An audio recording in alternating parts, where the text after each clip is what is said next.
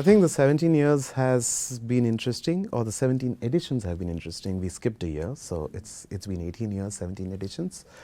Every year has been different. Every year has been a mix of very diverse, very different kind of businesses and companies coming forward, and that's always been interesting because you're never seeing the same. Of course, every year we have people who have come again and again. There are repeat winners. This year we have 20 repeat winners, 30 new ones. Each year we have an equal complement of people who are coming in from the past and people who are new. So diversity and the nature of businesses evolving over the years. So from a pure play IT services, IT enabled businesses, moving on to areas and sectors that these companies are working, which I could not have even fathomed maybe 10 years back. Absolutely amazing. A very simplistic thing like, how do you do a technology-enabled business for a farm agro business, or meeting the challenges of the supply chain ecosystem for the farmers on one hand and the big multinational procurers on the other hand? Somebody comes up with an app. We would have never thought of it. And that's what's interesting, because it's just expanding and bringing in technology to do business in a way we have never thought before.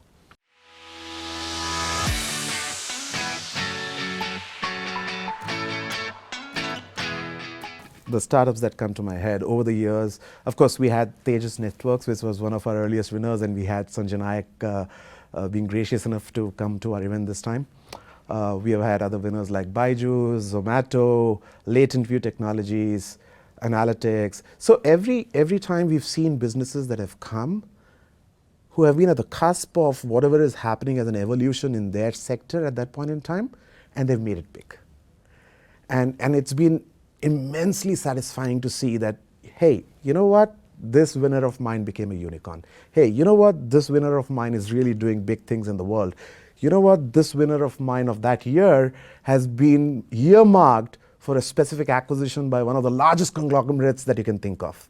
And that's pleasing because, hey, we saw them, we thought they were good, we managed to identify them, showcase them. Moment of pride for us.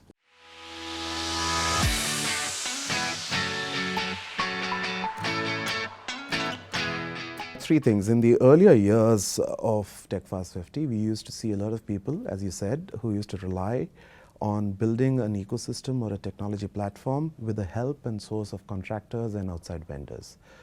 But over the years, especially over the last 4 to 5 years, I would say, we see that a significant amount of the tech development happens in-house.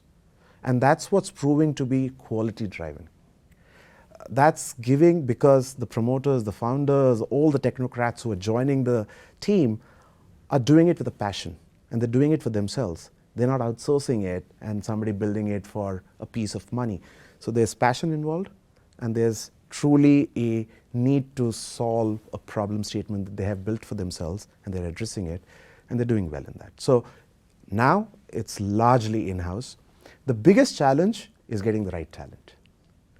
Because somebody may have a brilliant idea, but they may not be the right implementation person for that. So as long as you have the partnerships going with choosing the right partners to be part of your team and do that in a collaborative manner is what makes it tick.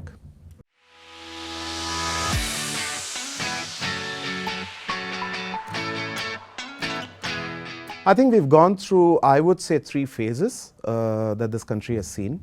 The initial phase, as you very rightly said, VCs were very picky. They wanted quick outcomes. Their ability to be in the staying game whilst the business became sustainable, profitable, was short span. So they didn't have the staying power. Then we came into an advent of where VCs became extremely buoyant and aggressive. And they say, hey, any good idea that comes, let's back the horse. Right? And that's where you saw the number of failures also intensifying. However, I think now we are in a phase which is an extremely balanced phase, where VCs are not necessarily going after every single idea that comes up, but at the same time, they are not averse to good ideas and backing them for a longer term stay in the game. So gone are the days when VCs want to make a quick buck in 1, 2, 3 years. They don't mind if the idea is good to stay for a longer tenure. So it's a good thing for the ecosystem, because then you have VCs who are serious, who know and understand the game. And interestingly, a lot of the VCs have run their own startups. So they understand the challenges, they understand what it takes, right? So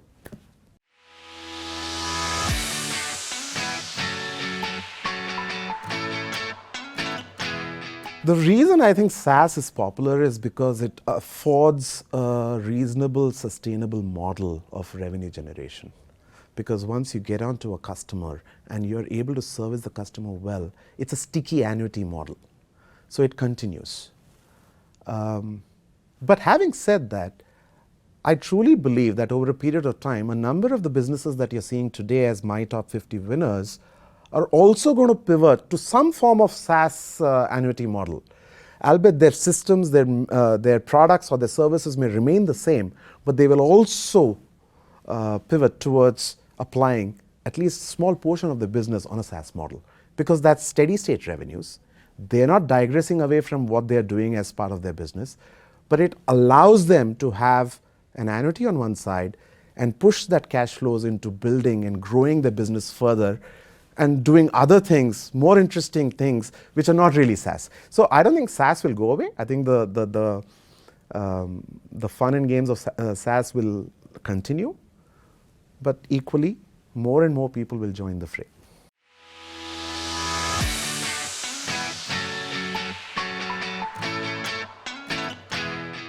I think there are 2-3 elements to that. One is the government side that you mentioned, and the other is the actually building the platform or the idea. The biggest problem that I see is that startups, especially the youngsters who are having these brilliant ideas, are unable to have the right-minded team that they work with in the inception stage to come together to build that platform that they are envisaging. So getting the mindset paired between founders, co-founders, and so on and so forth is absolutely critical. And you'll find that the best companies and the ones who have really done well have a very close, tightly knit group of founders and co-founders or founding team members who have contributed to the play. The ones who fail are, okay, let's get together for the sake of getting together and see what comes out of it. Unfortunately, that's a big volume. But the serious players do well because of that. Now, as far as the government is concerned, I think they are doing a lot. I think there's enough incubation mechanism that's available from the government of India, and they are interested in flourishing all these startups. And different states are doing it in a different way. As a national government, probably there are a lot of incentives floating around on subsidies and so on and so forth.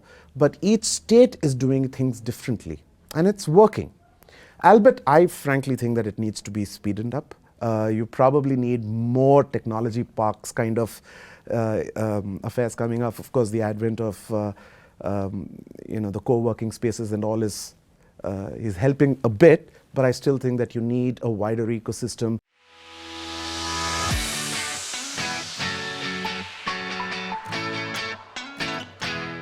Tricky point, but I think one of the comments that our CEO, Mr. Venkatram, made in his opening remarks today is the buzzword is collaboration and alliances. So smarter companies, startups, pairing up with larger corporations with innovative ideas, the larger companies coming in with their might of infrastructure and data, and the smaller companies coming in with their thought ideas and how to innovate. The pairing is important. If that happens, then this problem will go away. Right now, everybody is looking at what's in it for me in an isolated basis. The moment everybody starts thinking, okay, what's in it for us together, the game will change.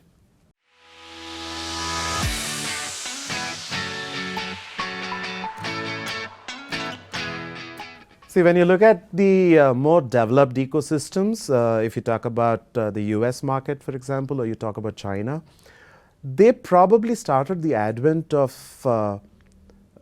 supporting and inculcating the startup culture way ahead of us, much earlier than us.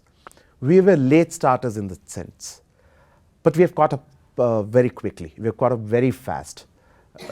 My guess is another 3 to 4 years when we probably will be the pole leaders.